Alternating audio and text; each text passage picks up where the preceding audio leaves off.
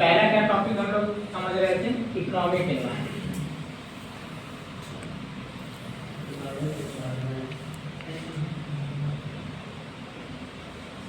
कोई भी business market में अगर चल रहा है, सरकार की जो भी पॉलिसीज रहती हैं टैक्स से रिलेटेड, चाहे वो मार्केट का शेयर मार्केट, तो उस शेयर मार्केट का भी आपके बिजनेस पर असर पड़ता है। शेयर आप लोगों ने अकाउंट में पढ़ा होगा, शेयर मार्केट का बिजनेस पर बहुत ज़्यादा असर पड़ता है।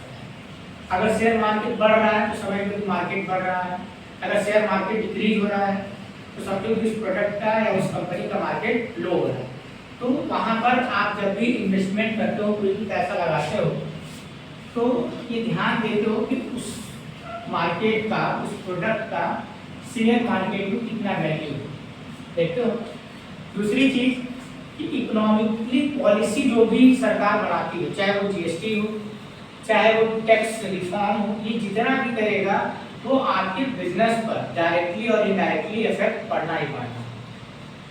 दूसरा एनवायरनमेंट क्या है? दूसरा एनवायरनमेंट समझो पॉलिटिकल।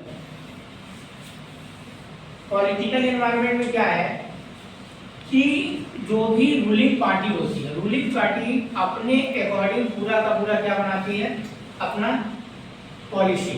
जैसे पहले कांग्रेस की गवर्नमेंट थी तो मिक्स्ड इकोनॉमी पर काम करती थी, अभी बीजेपी की गवर्नमेंट है, मोदी जी की गवर्नमेंट है, फिर किस पर काम कर रही है, प्राइवेटाइजेशन के कॉन्सेप्ट पर काम कर रही है। मतलब इसका पूरा का पूरा फोकस ये है कि अधिकतर से अधिकतर सेक्टर को कॉन्ट्रैक्ट बेस पर बड़े बड़े बिजनेसमैन को दे देते हैं, जिससे क्या होता है कि इनके ऊपर बर्डन कम हो जाता है, लायबिलिटीज कम हो जाती है, तो इसके ये असर आप पर पड़ता है। और कहीं भी कोई भी बिजनेस करने जाएगा तो वहाँ की पॉलिटिकल कंडीशन भी अफेक्ट करेगा, क्योंकि जो पार्टी रहेगी वो अपने अकॉर्डिंग चीज़ों को सेट करना चाहेगी, तो आपके बिजनेस पर असर पड़ना पड़ेगा। फिर तीसरा है आपका सोशल एनवायरनमेंट। सोशल एनवायरनमेंट का मतलब कि आपकी लाइफस्टाइल क्या है, आप जिस सोसाइटी में रहते हो वहाँ का कल्चर कैसा है, ऑर्थोडॉक्स है, मॉडर्न है, समझ रहे हो। आपका टेस्ट या प्रेफरेंस आपकी सोसाइटी की अकॉर्डिंग तय होता है कि नहीं होता है। जैसे मान लो कि आप नॉनवेज हो तो वो कहाँ से सीखते हो, अपनी सोसाइटी से नहीं सीखते हो। शुरू से तो बचपन में किसी को पैदा नहीं मालूम होता है कि नॉन वेजिटेरियन है, वेजिटेरियन। आपका जो पहनने का कपड़े का स्टाइल होता है वो कहाँ से होता है, सोसाइटी से ही आता है। तो एक सोसाइटी बिजनेस पर सीधे इफेक्ट डालती है। अगर सोसाइटी में छोटा सा भी चेंज आता है तो सीधे और सीधे आपके बिजनेस पर उसका असर पड़ता है। किसी भी प्रोडक्ट का अचानक आप देखोगे कि ट्रेंड बढ़ जाता है, होता है ना, कभी किसी कोई कपड़ा मार्केट में आ जाता है, जैकेट्स आ जाता है, तो उसका ट्रेंड अगर कोई बड़ा एक्टर यूज कर रहा हो या एक मार्केट बन गया तो उसका ट्रेंड बहुत ज्यादा हो जाता है।